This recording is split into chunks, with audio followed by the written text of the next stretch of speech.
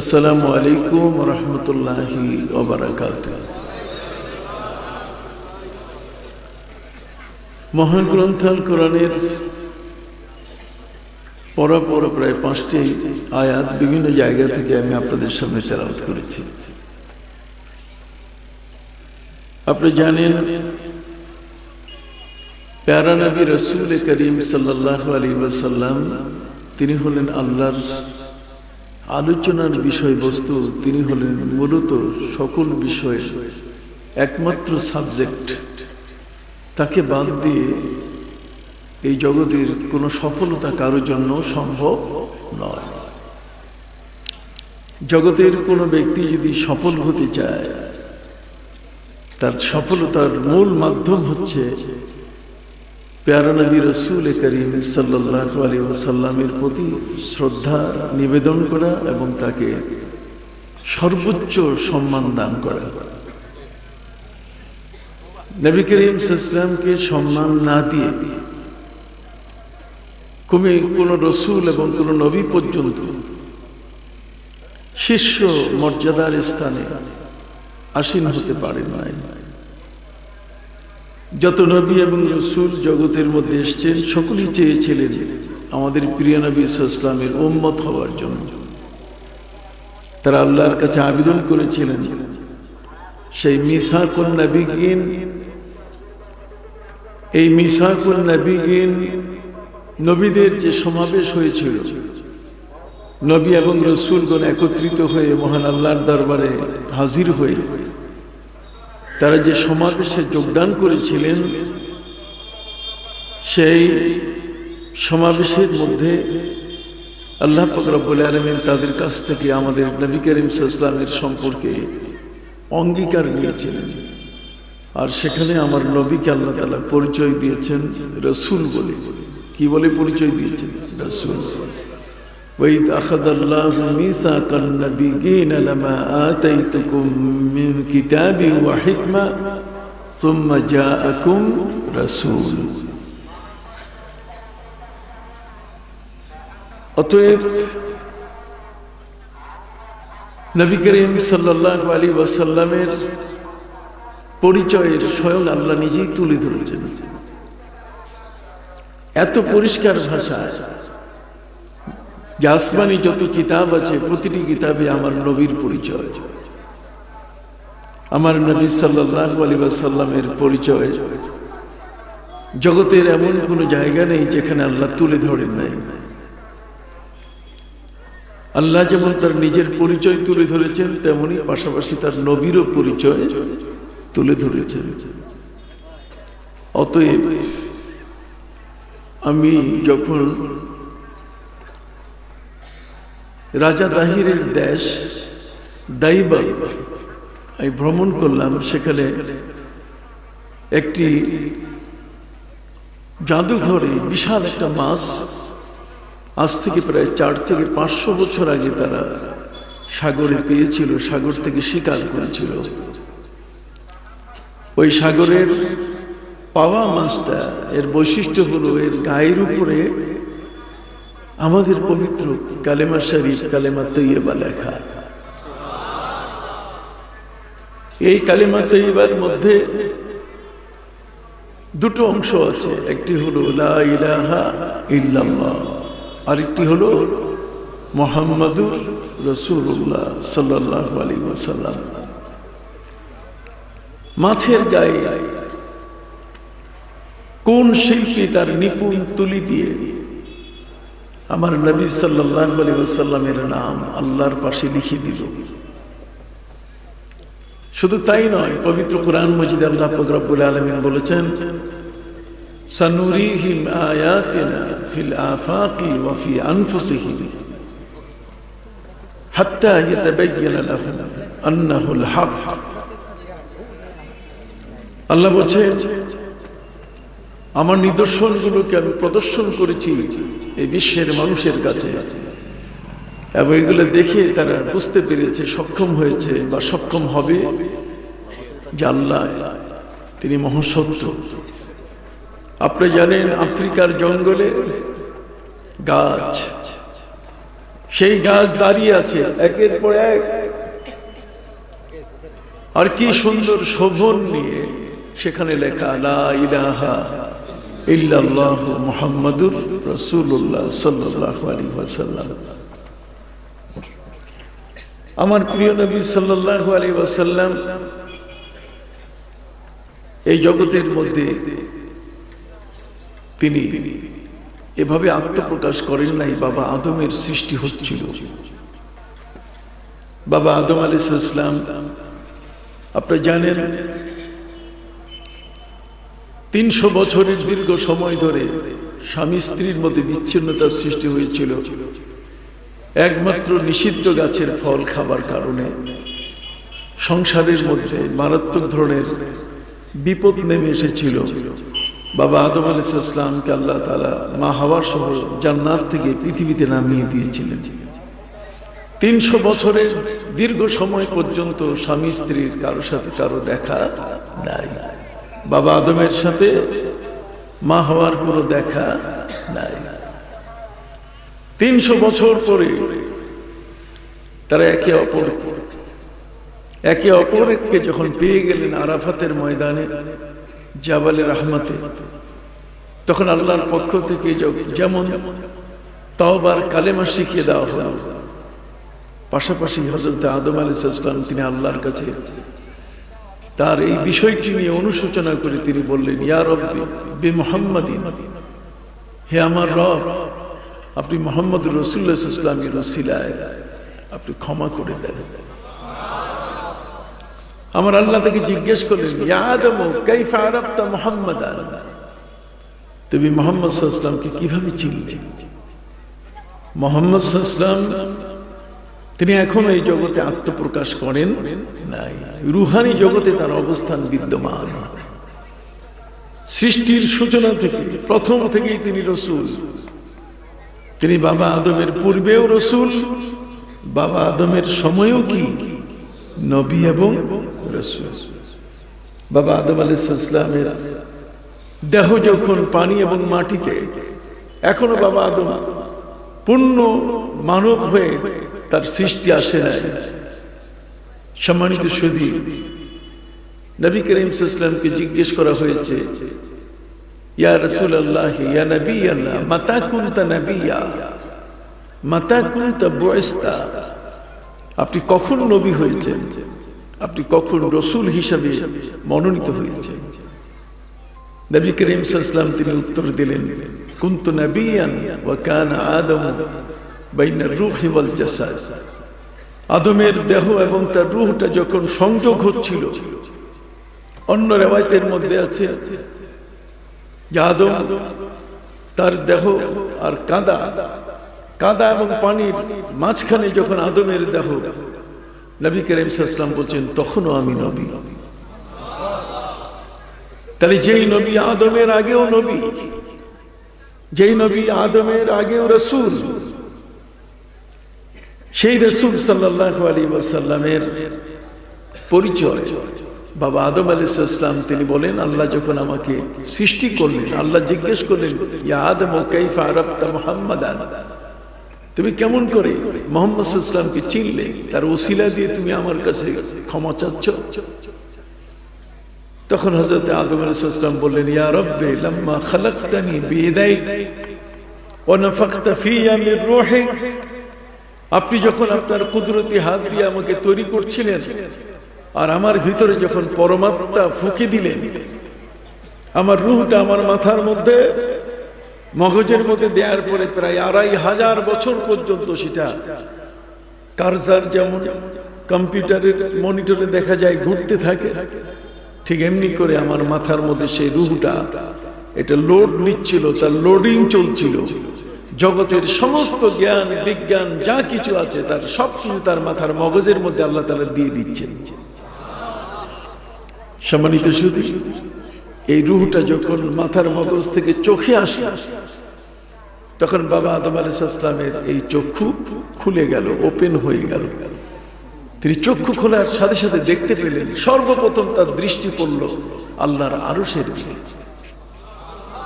তিনি দেখলেন আল্লাহর আরশের পায়াগুলোতে আল্লাহর আরশের গায়ে সব জায়গায় আল্লাহ পাক রব্বুল আলামিনের নামের সাথে আমার নবীর নাম লেখা। বাবা আদম আলাইহিস সালাম বললেন, ফারাআইতু আলা কাওয়াইমিল আরশ, আমি দেখতে পেলাম যে আরশের পায়াগুলোতে তার নাম লেখা, মাকতুবান লা ইলাহা ইল্লাল্লাহু মুহাম্মাদুর রাসূলুল্লাহ। ফাযানানতু ইন্নাকা লাম তুযিব ইলা ইসমিকা ইল্লা আহসানাল ইসমি ইলাইক, আমি বিশ্বাস করলাম যে নিশ্চয়ই তোমার অতীব প্রিয় এমন কাউকে ছাড়া তুমি তোমার পাশে তার নাম তুমি লেখো নাই। সুবহানাল্লাহ বলে। তাহলে বাবা আদম আলাইহিস সালামের সৃষ্টি যখন, তার আগেও আমার নবীর নাম আরশের গায়ে সেখানে লেখা। নবীর নাম কোন যুগে ছিল না? আমার নবী সাল্লাল্লাহু আলাইহি ওয়াসাল্লামের নাম, তার শান, তার মর্যাদা, তার মান সর্বযুগে আল্লাহ পাক রব্বুল আলামিন বহাল রেখেছেন। আমার নবী সাল্লাল্লাহু আলাইহি ওয়াসাল্লাম তিনি পৃথিবীতে 63 বছরের সময় ধরে যেমন তিনি ছিলেন রসূল, তার শুরুতেও তিনি ছিলেন রসূল। বাবা আদম সহ যত নবী তার সকল এবং সৃষ্টির সবার আগে তিনি রসূল। তিনি জগতের মধ্যে শুভাগমন করলেন, তখনও কি রসূল। তিনি পৃথিবী থেকে ইন্তেকাল করলেন, তখনও কি রসূল, এখনো কি রসূল, এবং কিয়ামত পর্যন্ত কি রসূল। দুনিয়ার সকল পদবী কোনো না কোনো এক সময় কারো কারো ক্ষেত্রে এটা বাতিল হয়ে যায়, থাকে না। নবী এবং রসূল যারা, তাদের রিসালাত এবং নবুয়ত তাদের ইন্তেকালের সাথে সাথে সেগুলো বাতিল হয়ে যায়। কিন্তু আমার নবী সাল্লাল্লাহু আলাইহি সাল্লামের রিসালাত, তার রসূল, এই পদমর্যাদা এটা আল্লাহ কখনো বাতিল করেন নাই। সৃষ্টির শুরুতে তিনি রসূল, আর সৃষ্টির শেষেও তিনি কি রসূল, কিয়ামতের ময়দানেও তিনি কি রসূল। অতএব ভাইরা আমার, এমন এক মহান রসূলের শান, তার রিসালাত সম্পর্কে আজকের এই মহান সম্মেলন। আর আমরা এই সম্মেলনে যোগদান করতে পেরেছি।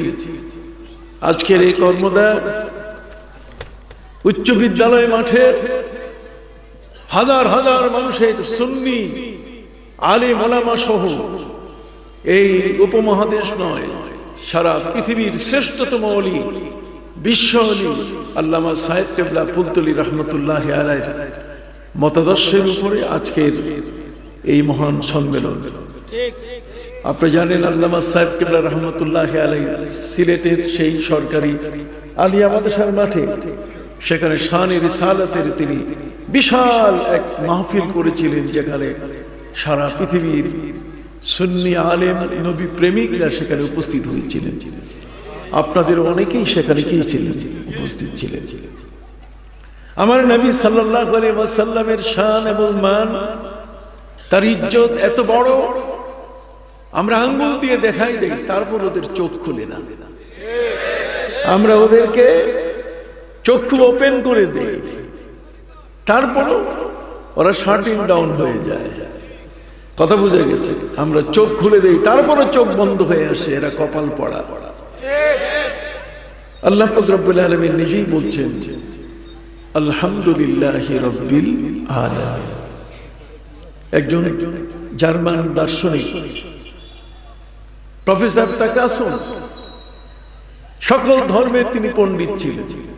Shri Bhagavad Gita, Ramayana, Mahabharata, Zend Avesta, Tripitaka, Old Testament, New Testament, ধর্মগ্রন্থ বলতে যা আছে তার সবকিছু তার পড়া ছিল। প্রতিটি ধর্মের সম্পর্কে তার প্রচুর আইডিয়া ছিল। জীবন সায়ান্নে, জীবনের প্রান্তিক সময়ে তার ইচ্ছে হলো তার স্ত্রীকে কাছে ডেকে বলছে, স্ত্রী, আমি তোমার কাছে একটু বলতে চাই যে আমার মনটা চায় যে আমি মুসলমানের কোরআনটা একটু শুনি। মুসলমানের কোরআন শোনার জন্য অসংখ্য ধর্মের একজন পণ্ডিত মানুষ তার আগ্রহ প্রকাশ করলেন তার নিজের স্ত্রীর কাছে। সম্মানিত সুধী,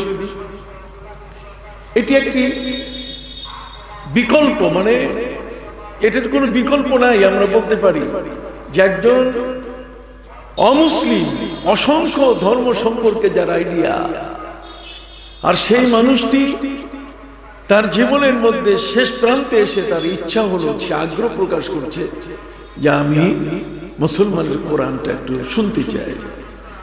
অতএব স্ত্রীকে ডাক দিয়ে বলে, স্ত্রী রে, তুমি আমার জন্য একজন লার্নেড হুজুর, একজন শিক্ষিত হুজুর, একজন আলেমে দ্বীন তুমি আমার কাছে উপস্থিত করো।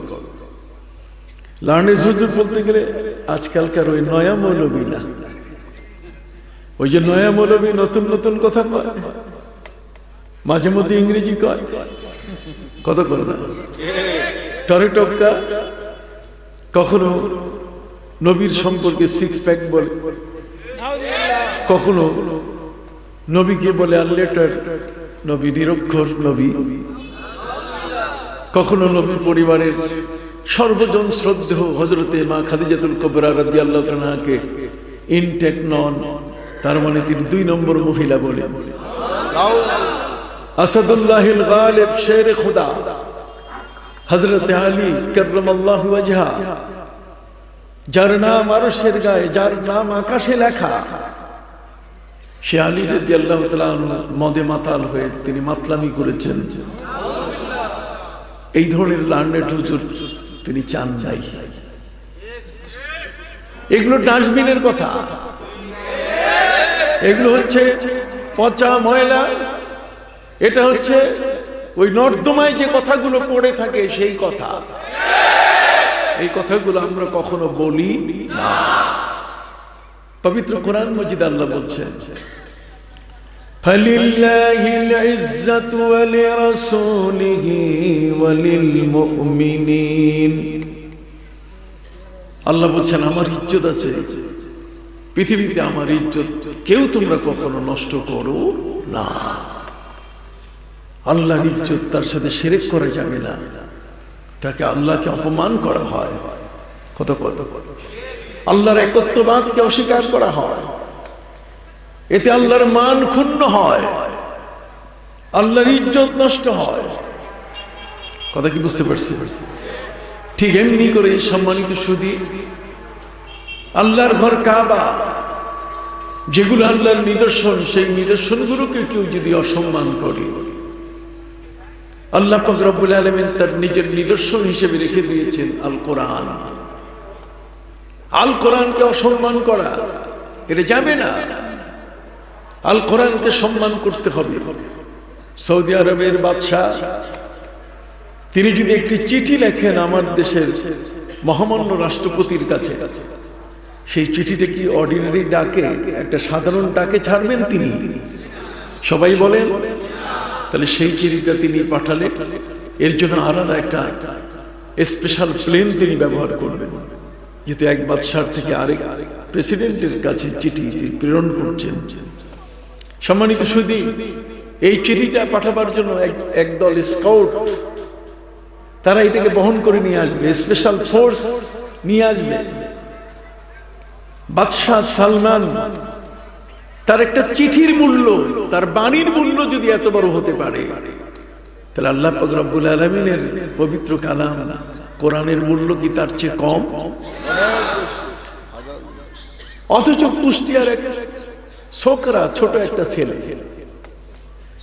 এ নতুন করে মুফাসসির হয়েছে, সে বলে বেড়াচ্ছে যে না, কোরআনকে বিনা উযুতে স্পর্শ করা যাবে। কোরআনের সম্মান, কোরআনের মর্যাদা, বিনা উযুতে এটাকে স্পর্শ করার অনুমতি নাই। এটা কালামুল মুলুকে মুলুকুল কালাম। বাদশাহ সালমানের বাণীর যদি মূল্য হতে পারে, যদি এত বড় সম্মান হতে পারে, তাহলে আল্লাহর কালামের সম্মান আছে কিনা? আমি উজবেকিস্তানের ইমাম বুখারী রাহমাতুল্লাহি আলাইহির মাজার জিয়ারতে গেলাম।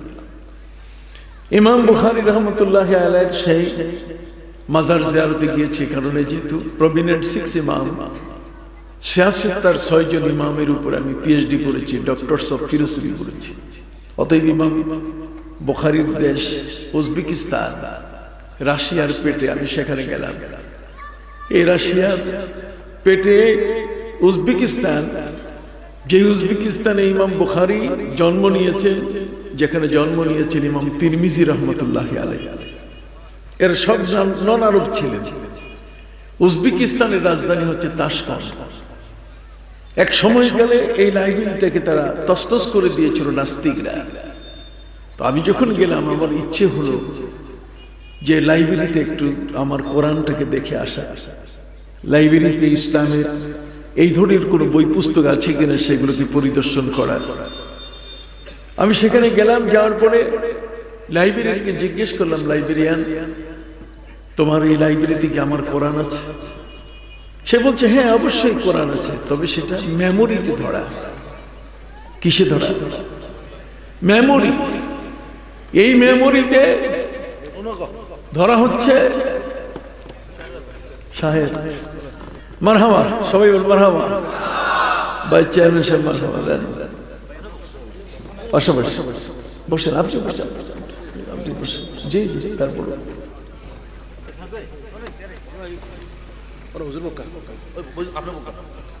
আপনি বসেন।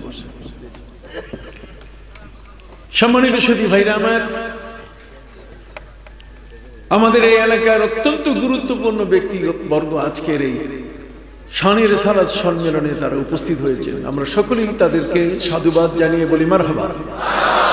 আমরা কি বলবো? আমরা হাতে তালি দিব না মারহাবা বলবো? হাতে তালি দেওয়া এটা আমাদের সংস্কৃতি নয়।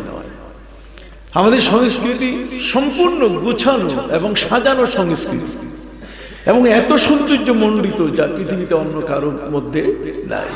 আর সেগুলো আজকে নষ্ট করছে নতুন নতুন মাওলানা। আর ইসলাম তো নবীর যুগে গ্রহণ করেছে কত নারী, তাই বলে রসুলের স্টেজে বসে কেউ কোনো নারী, কোনো মহিলাকে উপস্থিত করে তাকে মুসলমান বানাইয়া দেখাইতে হবে, এটা কি প্রয়োজন আছে? আজ আমরা এই ধরনের মানুষ দ্বারা ইসলামকে কলঙ্কিত হওয়া দেখতে পাচ্ছি। কথা কি বুঝতে পারছেন? আপনারা এগুলো ছোট করে দেখবেন না, আপনারা কখনো এগুলোকে তুচ্ছ তাচ্ছিল্য করবেন না। স্টেজে মহিলাকে উঠাইয়া লক্ষ মানুষের সামনে মুসলমান বানাইতে হবে, এটা আছে নাকি? প্রয়োজন আছে? কোনো প্রয়োজন নেই। অথচ এগুলো হচ্ছে আজকে কোরআনের এই মজলিসগুলোতে, সেখানে গানের আওয়াজ শোনা যায়, বক্তারা গান গায়, কোরআনের আওয়াজ নেই, আছে কি? গানের আওয়াজ। তুচ্ছ তাচ্ছিল্য, একেবারে বাজে নষ্ট কথা দিয়ে পরিপূর্ণ। সম্মানিত শুধু আমি আপনাদের কাছে বলতেছিলাম, সেই উজবেকিস্তানের তাশকান্দ লাইব্রেরিতে আমি গেলাম।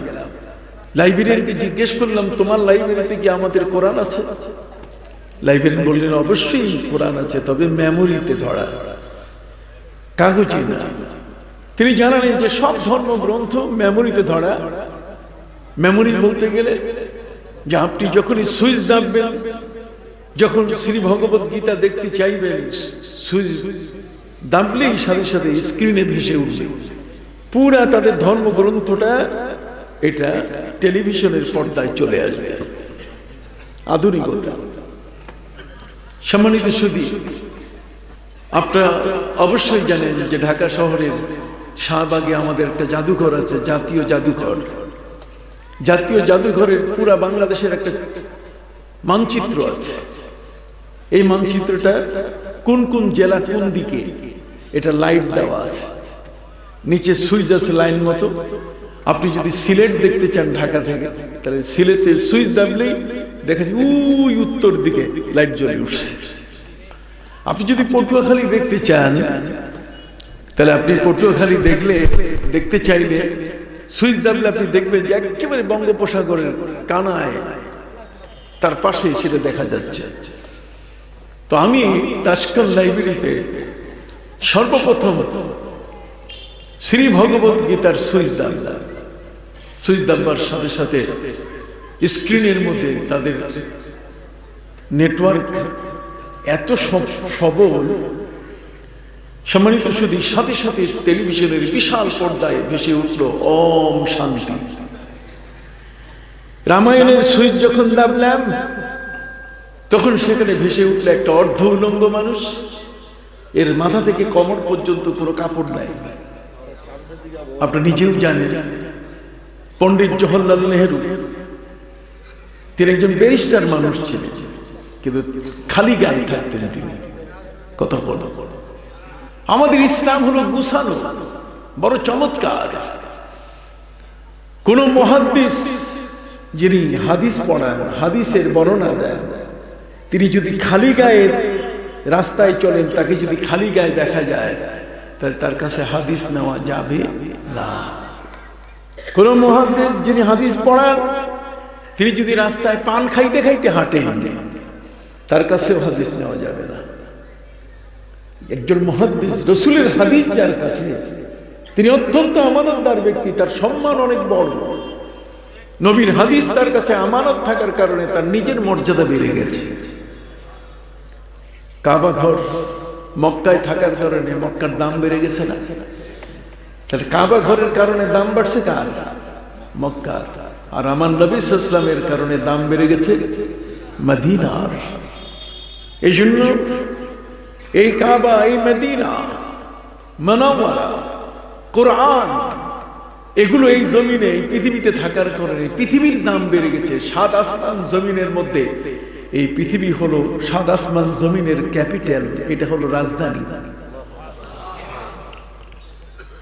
প্রথম, দ্বিতীয়, তৃতীয়, চতুর্থ, পঞ্চম, ষষ্ঠ, সপ্তম আকাশ, ওই সমস্ত আকাশে সেখানে কোরআন নেই।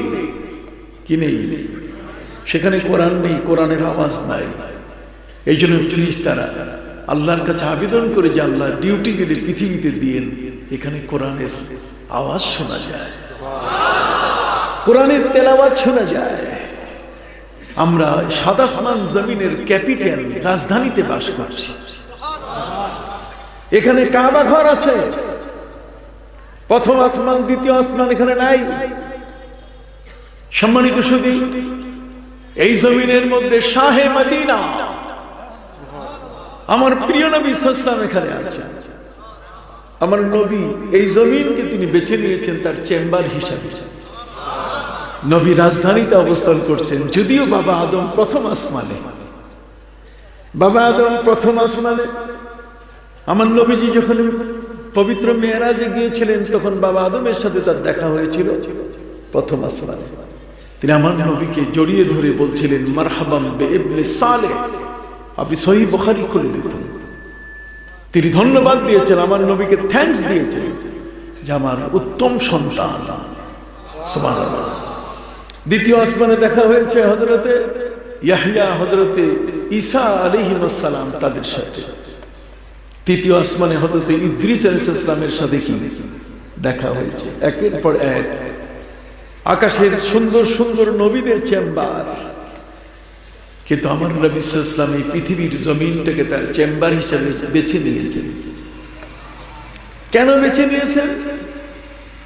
আমার নবীর রিসালাতের মর্যাদা কত বড়, আমার নবীর অবস্থানটা আমাদের জন্য কত নেয়ামতে গায়রে মুতারাক্কাবা, কত বড় যে দামি নেয়ামত, আমরা সেখানে তুচ্ছ তাচ্ছিল্য করি।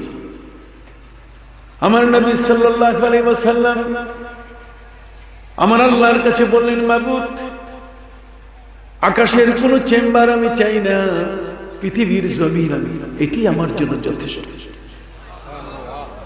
এই জমিনের ভিতরে আমার অবস্থানটাই আমি নিশ্চিত করতে চাই। যে কারণে আবু বকর সিদ্দিক রাদিয়াল্লাহু তাআলা আনহুর সাথে একজন ইহুদির ঝগড়া হলো। ইহুদি বলে উঠলো যে তোমাদের নবী চেম্বার বেছে নিয়েছেন মাটি, মাটির নিচে তিনি থাকবেন, আর আমাদের মুসা নবী তিনি বেছে নিয়েছেন ষষ্ঠ আসমান। আবু বকর সিদ্দিক রাদিয়াল্লাহু তাআলা বলেন, খবরদার, তুমি আমার নবীকে ছোট করো না। আমার নবীকে ছোট করলে আবু বকর, আমি কিন্তু তোমাকে ছাড়বো না। পৃথিবীর মধ্যে সবচেয়ে বড় যদি কোনো নরম দিলের, কোন সাদাসিধা কোনো মানুষ যদি থাকেন, তাহলে তিনি হলেন কে? আবু বকর সিদ্দিক রাদিয়াল্লাহু তাআলা। একেবারে নরম, মোমের মতো গলে যায়। জামালিয়ত তার ভিতরে এত বেশি ছিল। কিন্তু আবু বকর সিদ্দিক রাদিয়াল্লাহু তাআলা ইহুদিকে বারবার তিনি নিষেধ করলেন, খবরদার আমার নবীকে তুমি তুচ্ছ করো না। ইহুদি বলছে, তোমার নবী পৃথিবীর জমিনে চেম্বার বেছে নিয়েছেন, আর আমার নবী মুসা আকাশের 6ষ্ঠ তলায়। আবু বকর সিদ্দিক রাদিয়াল্লাহু তাআলা বলে, ইহুদি সামাল দাও মুখ। ইহুদি বলছে, আমি এটা বলবোই। আবু বকর সিদ্দিক রাদিয়াল্লাহু তাআলা আর ছাড়েন নাই, সাথে সাথে তার গালের মধ্যে এমন ভাবে ঘুষি মারছেন, বক্সিং দিয়ে দিয়েছেন, এমন ভাবে থাপ্পড় লাগাই দিয়েছেন যে গাল ফুলে ফুটবল হয়ে গেছে। এই গাল ফোলা অবস্থায় ইহুদি আমার নবীর কাছে এসে বলে, নবীজি সময় বলে আবু বকর সাদা সিধা মানুষ, কিন্তু আজকে দেখেন আমার গাল ফুটবল বানাই দিছে, পুরা গাল ফুলে গেছে, এমন ভাবে এখানে আঘাত করেছে। নবী করিম সাল্লাল্লাহু আলাইহি ওয়াসাল্লাম আবু বকরকে জিজ্ঞেস করে, আবু বকর তুমি তারে এইভাবে আঘাত করেছো কেন? আবু বকর সিদ্দিক রাদিয়াল্লাহু তাআলা বলে, হুজুর সে আপনার শান মানকে নষ্ট করে দিয়েছে। এই পৃথিবীর জমিনটাকে আপনার চেম্বার হিসেবে গ্রহণ করেছেন, আপনি সেটাকে তুচ্ছ করেছেন এবং বলেছেন যে মুসা নবী 6ষ্ঠ আসমানে কত উপরে, তোমার নবী কত নিচে। আমি বলছি সামাল, আমার নবী সম্বন্ধে যদি সামান্যতম তুমি জিহ্বা খুলো তাহলে তোমাকে খাতির করা হবে না। এবং এই কারণেই এই আমরা নবীর শান বিরোধী, নবীর মান বিরোধী কেউ যদি কথা বলে আমরা তাকে কখনো খাতির করি না। আপনি কি করেন? হাত উঁচু করেন, আপনি কি করেন? কখন আমরা করি না।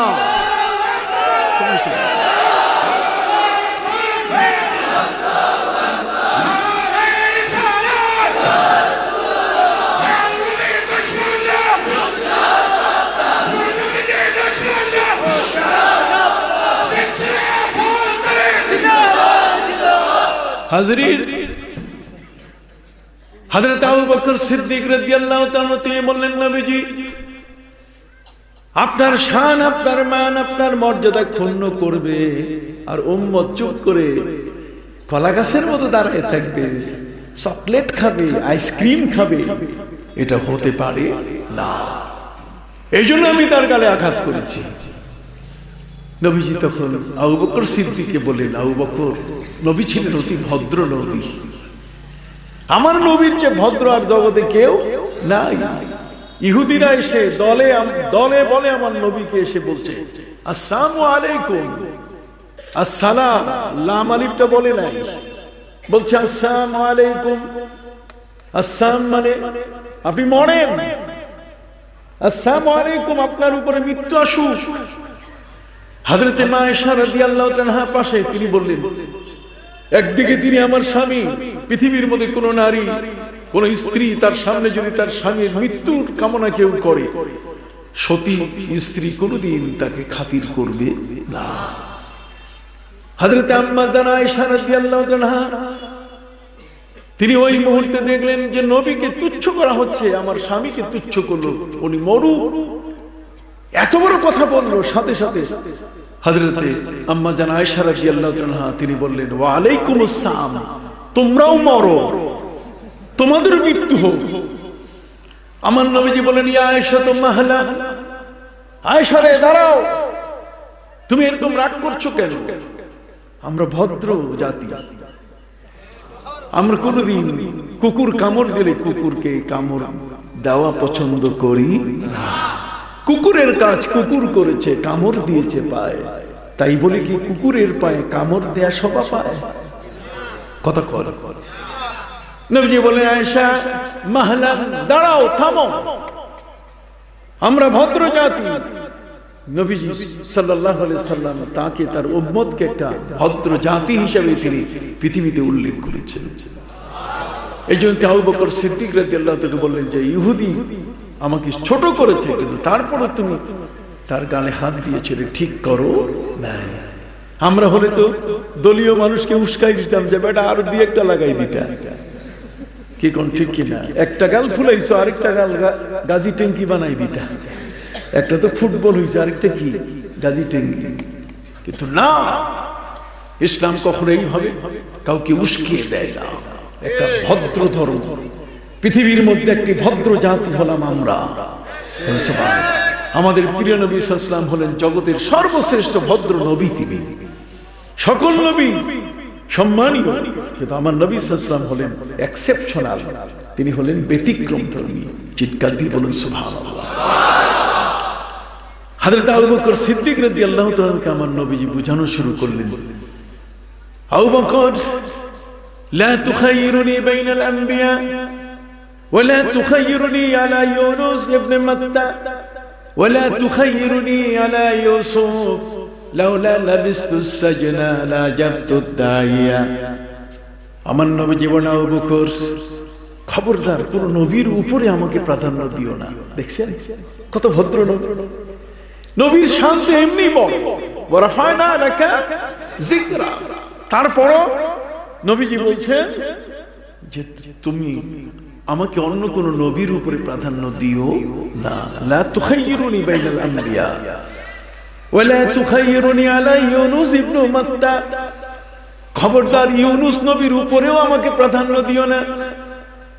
ইউনুস নবী আলাইহিস সালাম তিনি যখন নৌকায় চড়ে পার হতে পারলেন না, বারবার নৌকার মুখ ঘুরে যাচ্ছে, লটারি করা হলো, বারবার তার নাম আসতেছে। উনি বললেন আমি তো এই গ্রামে থাকবো না। উনি ওনার অতিরিক্ত পোশাক খুলে ফেলে এরপরে তিনি দরিয়ার মধ্যে ঝেঁপে পড়লেন। যখনই দরিয়ার মধ্যে ঝাঁপ দিলেন তখনই আমার আল্লাহ ওই দরিয়ার যে সবচেয়ে বড় যে তিমি মাছ, ওই তিমি মাছটিকে নির্দেশ দিলেন, যাও আমার নবী মাটি উপর থেকে যদি পানিতে ঝাঁপ দেয়, লাভ দেয়, তাহলে তিনি আহত হবেন। আমার নবী তিনি আহত হবেন এটা আমি চাই, কিন্তু আমাকে না বলেন গ্রাম ছেড়ে দিয়ে চলে যাচ্ছে, এতে আমি আল্লাহর শক্তি যে একটা আছে এটা খর্ব হয়েছে। কতক্ষণ না আমার শক্তি যে আছে এই শক্তিটা হযরত ইউনুস তার গ্রামে থাকা উচিত ছিল, কিন্তু জীবন বাঁচানো তো দরকার। গ্রামের মানুষের অত্যাচার থেকে বাঁচার জন্য তিনি এই গ্রাম ছেড়ে দিয়ে আরেক গ্রাম নদীর ওপারে সেদিকে তিনি যাওয়া শুরু করছিলেন, কিন্তু আল্লাহ তা মঞ্জুর করেন নাই। নবী ইউনুস আলাইহিস সালাম তিনি ঝাঁপ দিলেন, লাফ দিয়ে পড়লেন পানিতে, কিন্তু আল্লাহ সাথে সাথে সেই দরিয়ার তিমি মাছটিকে বললেন যে খবরদার তুমি তাড়াতাড়ি আমার ইউনুসকে তোমার মুখে ধারণ করো, পানিতে যেন পড়ে আহত না হয়। চোখের পলকে তিমি মাছ দৌড়ে আসলো, হা করে হযরত নবী ইউনুস আলাইহিস সালামকে নিজের মুখে ধারণ করলো, এরপরে পেটের মধ্যে গ্রহণ করলো। পেটের মধ্যে গ্রহণ করার পরে তার মনে হলো যে আমি একটা চমৎকার আধার পেয়েছি। আমার আল্লাহ বলে দিলেন, ইয়াহুতু ইন্নী লাম আজআলুহু লাকা রিজকা। রে তিমি মাছ, আমি কিন্তু আমার নবী ইউনুসকে তোমার পেটের আধার বানাই নাই। বাল জাআলতু বাতনাকি মাসজুনা, বরং তোমার পেটটাকে আমি তার জন্য জিন্দানখানা, বন্দিখানা বানিয়ে দিয়েছি। আমার অনুমতি ছাড়া যাচ্ছে, এই জন্য তোমার পেটে আমি তাকে আটকাই দিয়েছি।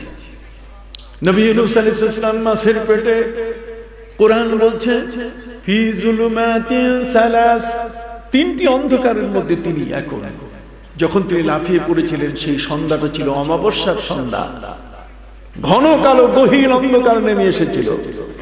দ্বিতীয় নম্বর হলো মাছের পেটে অন্ধকার, কোন লাইট ছিল মাছের পেটে। তৃতীয় হলো পানির নিচের অন্ধকার। কয়টা অন্ধকার? তিন অন্ধকারের মধ্যে নবী ইউনুস আলাইহিস সালাম তিনি মাছের পেটে, তিনি মনে করেছেন আমি এখন ইহকালে নাই, আমি পরকালে চলে গেছি। মুসলমানের কাল তো দুইটা, কি কি? একটা ইহকাল আর একটা কি পরকাল। আমরা তো অতীত, বর্তমান, ভবিষ্যৎ, কিন্তু মুসলমানের কালের সোজা হিসাব একটা ইহকাল আর একটা কি পরকাল। হযরত নবী ইউনুস আলাইহিস সালাম তিনি মনে করেছিলেন যে আমি পরকালে চলে গেছি। তিনটা অন্ধকার, এরকম অন্ধকার হলে আমরা এশার নামাজও পড়তাম না। কতক্ষণ আসে না, একটু বৃষ্টি হলে এশা ছেড়ে দেয়, একটু অন্ধকার হলে এশা ছেড়ে দেয়, ফজর তো আসেই না। হযরত নবী ইউনুস আলাইহিস সালাম তিনি মাছের পেটে তিনটি অন্ধকারে তিনি মনে করেছিলেন আমি ইহকালে নাই, আমি পরকালে চলে এসেছি, আমি মারা গেছি। কিন্তু তার পায়ে ছিল বাতের ব্যথা, বাতের ব্যথায় যখন পা বেশি ব্যথা হচ্ছিল তখন তিনি পা সোজা করার জন্য চেষ্টা করছিলেন। পা সোজা হয়ে গেল যখন, তখন তিনি বুঝলেন আমি মরি নাই, আমি এখনো বেঁচে আছি। যখনই তিনি নিশ্চিত হলেন আমি মরি নাই, আমি এখনো পরকালে যাই নাই, আমি ইহকালে আছি, কাজী আল্লাহর বিধান আমার উপরে রহিত হয় নাই, আল্লাহর নামাজ এখন আমার উপরে আছে। তখন তিনি আল্লাহকে ডাক দিয়ে বললেন, ইয়া রব্বে ইন্নী তাখাযতু বাতনাল হুতে মসজিদা, হে আমার রব, আমি এই মাছের পেটটাকে মসজিদ বানাইয়া তোমার নামে নামাজ শুরু করলাম। মাছের পেটের মধ্যে নবী ইউনূস আলাইহিস সালাম নামাজ পড়া শুরু করলেন, মাছের পেটটিকে তিনি মসজিদ বানালেন। আল্লাহকে ডাক দিয়ে বললেন, ইয়া রব ইন্নী তাখাযতু বাতনাল হুতে মসজিদা, আমি মাছের পেটটাকে মসজিদ বানালাম। মা লাম ইয়াত্তাখিযু আহাদুম মিনান নাস, কিয়ামত পর্যন্ত কেউ আমার মতো মাছের পেটে আসবে না এবং কেউ মাছের পেটকে মসজিদও বানাবে না। তিনি সেখানে তার নামাজ আদায় করে তিনি সেখানে তাসবিহ পড়া শুরু করলেন। আর সেই তাসবিহ পবিত্র কোরআন কোট করেছে, লা ইলাহা ইল্লা আনতা সুবহানাকা ইন্নী কুনতু মিনাজ জালিমিন। হযরত নবী ইউনূস আলাইহিস সালাম এই তাসবিহ পড়ছে, এই জিকির শুরু করে দিলেন। ওই মৌলবী কুষ্টিয়ার বক্তৃতা দেয়, কই না জিকির এগুলো না, ও নতুন জিকির শিখায় আমাদের। আল্লামা সাহেব কেবলা 70-80 বছরের হায়াত, বিরাট লম্বা জিকির শিখাই দিয়েছেন আমাদেরকে। আর উনি বলছে এগুলো জিকির না। উনি বলে উঠলেন যে ওলিরা নাকি আল্লাহর দুশমন, যাবেন কোথায়? এই জন্য আমার কখনো কখনো মন চায় যেদের সার্টিফিকেট গুলোকে ক্রস চিহ্ন দিয়া ওদেরকে আমি শিশু শ্রেণীতে ভর্তি করি। ওদেরকে ভর্তি করি কোন শ্রেণীতে? শিশু শ্রেণী। ওরা এই উপযুক্ত অবস্থানে আসতে পারে নাই, এরা নকল কইরা জালিয়াতি কইরা উপরে উঠছে। কথা কর না, কাজে এদের সার্টিফিকেট নবীর শানে বেয়াদবি করে, কোরআনের শানে বেয়াদবি করে, তাদেরকে ছাড় দেওয়ার কোনো সুযোগ, তাদের সার্টিফিকেটের কোনো মূল্য নেই আমাদের কাছে। আছে কি? হাত উঁচু করে বলেন আছে। ওরা যতই মিশর আর মালয়েশিয়া ঘুরুক, কথা কর না, এই সার্টিফিকেটের কোনো দাম আমাদের কাছে। শয়তানের মধ্যেও ডক্টর আছে, কথা কর না, শয়তানের মধ্যেও কি আছে? ডক্টর আছে। তো কাজে শয়তানও ডক্টর হতে পারে, অসম্ভব কিছু না। ওমাই শাকিকির রাসূল বিন বা'দে মা তাবায়্যানা লাহুল হুদা ওয়া ইয়াত্তাবি গায়রা সাবিলিল মুমিনিন। ইহুদি খ্রিস্টানরা আমার নবীকে যেভাবে বলবে, একজন মুসলমান শিক্ষিত দাবি করে আর সে যদি আমার নবীর শানে ইহুদি আর খ্রিস্টানদের মতো কথা বলা শুরু করে নবীর শানে, আল্লাহ বলছেন নুয়াল্লিহি মা তাওয়াল্লা, নবীর সাথে বিরুদ্ধাচরণ করলে সে যে পথে আসছে ওই পথেই আমি তাকে ফিরাই দেব। ও নুসলিহি জাহান্নাম, আর তাকে আমি জাহান্নামে প্রবেশ করাবো। ওয়া সাআত মাসিরা, আর এটি হলো তার জন্য নিকৃষ্ট ঠিকানা। কথা কি বুঝতে পারছেন? হযরত নবী ইউনূস আলাইহিস সালাম মাছের পেটে তিনি জিকির শুরু করলেন। সুবহানাল্লাহ বলেন। আমার আল্লাহ খুশি হয়ে তিনি বললেন, এই ইউনূস যদি মাছের পেটে তিনি তাসবিহ না পড়তেন, কতক্ষণ না, লালাবিসা ফি বাতনিহি ইলা ইয়াউমি ইউবআসুন, তাহলে কিয়ামত পর্যন্ত আমি তাকে মাছের পেটে বন্দী করে রাখতাম। কিন্তু আমার জিকির করার কারণে আমি তার মেয়াদ কমাই দিয়েছি, কিয়ামত পর্যন্ত মাছের পেটে থাকার কথা। আমাকে না বলে গ্রাম ছেড়ে চলে যাচ্ছে, এতে আমি আল্লাহর শক্তি খর্ব হয়েছে। কতক্ষণ না, আমি যে শক্তিশালী মহান আল্লাহ, কুল্লা ইয়াউমিন হুয়া ফি শান, এই যে শান আমার, এই শানটার মধ্যে সামান্যতম হলেও একটা দাগ পড়ে গেছে। এই জন্য আমার আল্লাহ বলছেন আমি তাকে মাছের পেটে বন্দী করে রাখলাম। আল্লাহ বলছেন ফালাউলা আন্নাহু, এই নবী ইউনূস আলাইহিস সালাম যদি তাসবিহ না পড়তেন, লালাবিসা ফি বাতনিহি ইলা ইয়াউমি ইউবআসুন, তাহলে আমি তাকে মাছের পেটে রাখতাম কিয়ামত পর্যন্ত। কিন্তু তাসবিহ পড়ার কারণে আমি কমাই দিয়া মাত্র 40 দিন রাখছি। কতদিন? আমার নবীজি আবু বকর সিদ্দিক রাদিয়াল্লাহু তাআলা বলেন, আবু বকর নবী ইউনূসকে আল্লাহ পাক রব্বুল আলামিন 40 দিন মাছের পেটে অন্ধকারে রেখে দিয়েছেন। আমি নবীকে যদি আল্লাহ রাখতেন তাহলে আমি মাছের পেট কানা করে আমি বাইরে হয়ে আসতাম। এতদিন থাকা যায় কেমনে অন্ধকারে? কাজে আমার চেয়ে ইউনূস নবীর ধৈর্য বেশি। দেখছেন আমার নবী কিভাবে ইহুদির সামনে আবু বকর সিদ্দিককে নবী কি তালিম দিচ্ছেন। কত বড় ভদ্র নবী, সুবহানাল্লাহ বলেন না, কত বড় ভদ্র নবী। আবু বকর সিদ্দিক রাদিয়াল্লাহু তাআলাকে তিনি বলতে পারতেন যে আরো 2টা থাপ্পড় দিতে ভালো হতো, কিন্তু তা না করে নবী কি ঘটনা শোনাচ্ছেন কাকে? আবু বকর সিদ্দিক রাদিয়াল্লাহু তাআলা যে এই ইউনূস নবী ফালাউলা আন্নাহু কানা মিনাল মুসাব্বিহিন, যদি সে তাসবিহ না পড়তো তাহলে তাসবিহ পড়লে জিকির আজকার করলে আল্লাহ তাআলা তার গজব তুলে নেন, শাস্তির মেয়াদকে কমাই দেন।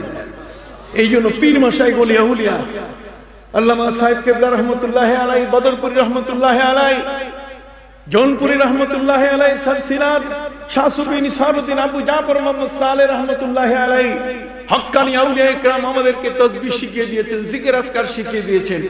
নয়া মৌলবীর নতুন তাসবিহ, নতুন জিকির আমাদের এই নতুন করে শেখার দরকার। অলরেডি 1400 বছরের দীর্ঘ সময় পাস্ট হয়ে গেছে, জিকির শিখে ফেলছি আমরা, নতুন করে তালিম দেওয়ার দরকার নাই। কথা বুঝতে পারছেন? তাহলে এখানে নবী কাকে বুঝাচ্ছেন? আবু বকর সিদ্দিককে বুঝাচ্ছেন যে আমার চেয়ে ইউনূস নবীর মর্যাদা অনেক বড়, কাজে সে মুসা নবীর মর্যাদা অনেক উপরে বলছে, বলুক না, তাতে কি হয়েছে? সুবহানাল্লাহ। কত বড় ভদ্র নবী। আমার নবীজি বলছেন ওয়ালা তুখাইরুনি আলা ইউসুফ, নবী ইউসুফের উপরে আমার মর্যাদা দিও না। কেন? লাউলা লাবিস্তুস সাইনা লা জাতুদ দাইয়া, হযরত নবী ইউসুফ আলাইহিস সালাম তিনি জেলখানায় ছিলেন 6 বছর 6 মাস 6 দিন 6 ঘন্টা 6 মিনিট 6 সেকেন্ড। সুবহানাল্লাহ। হযরত নবী ইউসুফ আলাইহিস সালাম এতদিন জেলখানার মধ্যে তিনি থাকলেন কত বছর? 6 বছর 6 মাস 6 দিন 6 ঘন্টা 6 মিনিট 6 সেকেন্ড। সুবহানাল্লাহ। এত লম্বা জেলখানায় তিনি আটকা, শেষ পর্যন্ত তার ব্যাপারে রায় চলে আসলো যে তিনি বেকসুর খালাস, তার কোনো অপরাধ নাই। আমাদের দেশের রাজনীতিতে মানুষ কখন নামে? যখন 2-1 বার জেল খাটে। জেল খাটলে তখন ফুলের শুভেচ্ছা, জেল খাটলে তখন ফুলের মালা গলায় দিয়ে জেলখানা থেকে বাইর করে এরপরে চিৎকার দেয়, তোমার ভাই আমার ভাই, নামাজ নাই রোজা নাই, কথা চিল্লাচিল্লি শুরু হয়ে যায়। জেলখানা থেকে উত্থান শুরু হয়, কথা কন না, এখান থেকে উত্তরণ শুরু হয়ে যায়। না, ইসলাম আদর্শের ধর্ম। সুবহানাল্লাহ বলে। ভাইরা আমার, আমি আপনাদের খেদমতে বিনয়ের সাথে বলতে চাই, হযরত ইউসুফ আলাইহিস সালাম জেলখানার মধ্যে অনাহুত, কোনো কারণ নাই, বেকসুর যাকে খালাস ঘোষণা করা হলো, তাকে 6 বছর 6 মাস 6 দিন 6 ঘন্টা 6 মিনিট 6 সেকেন্ড এত লম্বা সময় জেলখানায় তাকে পড়ে থাকতে হলো। জীবনের একটা কত বিশাল সময় জেলখানার মধ্যে কেটে গেছে। কথা বল। সম্মানিত সুধী, হযরত ইউসুফ আলাইহিস সালামকে শোনানো হলো মুক্তির বাণী। তাকে বলা হলো যে আপনি বেকসুর খালাস, আপনি জামিন না, প্যারোলে মুক্তি না। কথা বল। কোন অপরাধ স্বীকার করার পরে আপনি মুক্তি চাচ্ছেন এটা নয়, কোন প্যারোলে মুক্তি নয়, বরং আপনি বেকসুর খালাস, আপনি নির্দোষ। কাজে আপনি চলে আসেন। হয়তো ইউসুফ আলাইহিস সালাম বলছেন না, আমি জেলখানা থেকে বাইরে হব না। হযরত নবী ইউসুফ আলাইহিস সালামকে প্রশ্ন করা হলো, আপনি জেলখানা থেকে বের হবেন না কেন? 6 বছর থাকলেন, কম দিন, 6.5 বছর, কত কত এতদিন আপনি জেলখানায় থাকলেন, এতদিন থাকা যায়, আপনি বাইর হন। উনি বললেন না। কারণ আপনি জেলখানায় থাকতে চাচ্ছেন কেন? উনি বলছেন জেলখানার মধ্যে নিরিবিলি আল্লাহকে ডাকা যায়। তাহলে জেলখানাকে তারা আল্লাহর জিকিরের জায়গা বানাই ফেলছেন। আর আমাদের কেউ যদি জেলে যায় তাহলে চোর ডাকাই হয়, কতক্ষণ আরো দুষ্ট হইয়া বের হয়ে আসে। এগুলোর পরিবর্তন করতে হবে। এখন এই কারাগার নাম পরিবর্তন করছে আমাদের সরকার। সরকার পরিবর্তন করে দিচ্ছে যে কারাগার শব্দ আর নাম দেওয়া যাবে না, এটা সংশোধনাগার। কতক্ষণ না এর ভিতরে ঢুকলে সে সংশোধিত জীবন নিয়ে ফিরে আসবে। কতক্ষণ না এটা শাস্তির ঘর হিসেবে এটাকে চিহ্নিত করা যাবে না। নামের পরিবর্তন এটা এখন আমেরিকাও শুরু হয়েছে। আমেরিকা এখন দারোয়ান শব্দ বলে না, আমেরিকা এখন বলে কেয়ারটেকার। কারণ তার মেয়েটাকে বিয়ে দিতে গেলে সমস্যা, মেয়ে বিয়ে দিলে তখন বলবে যে দারোয়ানের মেয়ে। আর এখন দারোয়ান না, শব্দ নাম পরিবর্তন হয়ে গেছে। একই ব্যক্তি দায়িত্ব একরকমই করছে, কিন্তু নাম এসে গেছে কি কেয়ারটেকার।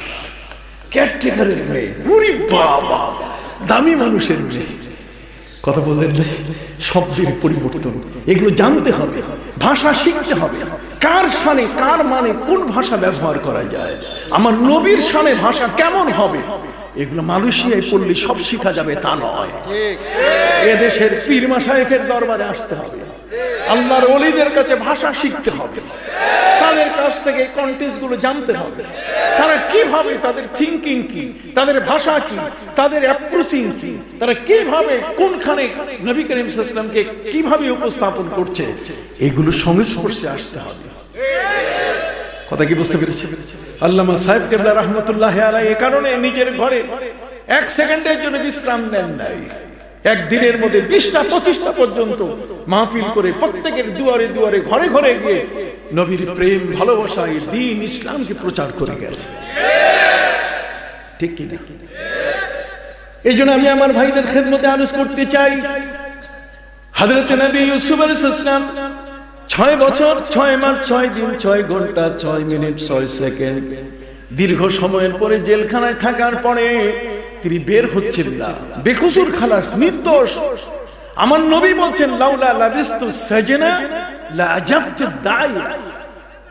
নবীজি বললেন যদি আমি এরকম ভাবে আমাকে কেউ জেলে আটকায় রাখতো, আমি নবীকে, আর যদি কইতো আপনি নির্দোষ বাইর হন, আমি লাফাইয়া বাইর হতাম। কিন্তু ইউনুস নবী তিনি বাইর হইতে চান নাই। কাজে আমার চেয়ে নবী ইউনুসের দাম বেশি। দেখছেন আমার নবী কত ভদ্র, তিনি আবু বকর সিদ্দিককে কিভাবে তালিম দিচ্ছেন, কিভাবে তার মাইন্ড সেট আপ করছেন, কন্যা সুবহানাল্লাহ, কিভাবে তার মানসিকতাটাকে তিনি তৈরি করছেন। দিস ইজ আওয়ার ইসলাম। এটাই হলো আমাদের ধর্ম, যে ধর্মের মধ্যে আমি ছোট হই, আমাকে বড় করে মানুষের সামনে উপস্থিত করার প্রয়োজন নাই। এই জন্য নবীজি দোয়া করতেন, আল্লাহুম্মা জাআলনি ফি আইনি সাগীরা ওয়া জাআলনি ফি উয়ুনিন নাস কাবীরা।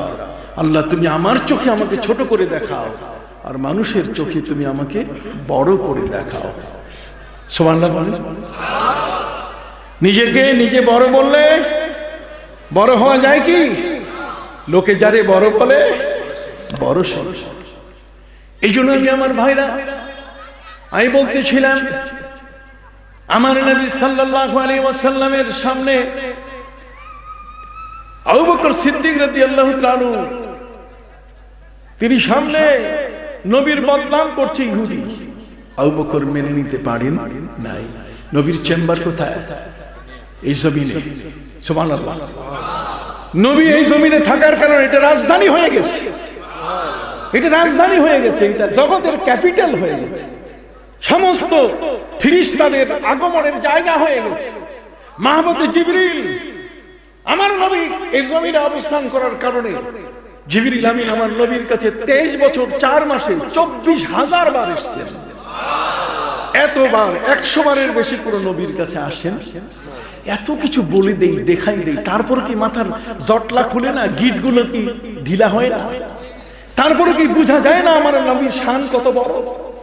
যে জিবরিল আমিন নবীর কাছে একবার দুবার নয় 23 বছরে আসছেন কতবার? 24,000 বার। নবীর দাম কি ছোট নাকি? তাহলে নবীকে হিসাব করে কথা বলতে হবে।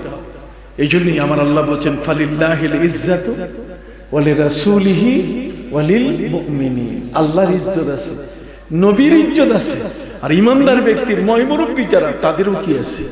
ইজ্জত আছে। যুবকরা তোমাদের মুরব্বিদের সম্মান করবে, উম্মত তার নবীকে সম্মান করবে, গোটা দুনিয়ার সমস্ত সৃষ্টি আল্লাহকে সম্মান করবে। কথা বলো। অতএব কোন ক্ষেত্রে যেন মান ছোট করা না হয়, কারো শান যেন ছোট না হয়। অতএব অ্যাপ্রোপ্রিয়েট হয়েছে, বড় চমৎকার হয়েছে যে ঐতিহাসিক শানে রিসালাত ইসলাম মাহফিল। আমার মসলু ভাই, আজকে আসার আমার কোনোভাবে তারিখ দেওয়ার সুযোগ ছিল না। এমনিতেই আমি এখন সিলেটে কমার্স, স্বাস্থ্যটা ভালো যাচ্ছে না, তারপরে এখানে আসি কারণে মাঝে মধ্যে আসতেই হয়। কি বলেন ঠিক কিনা?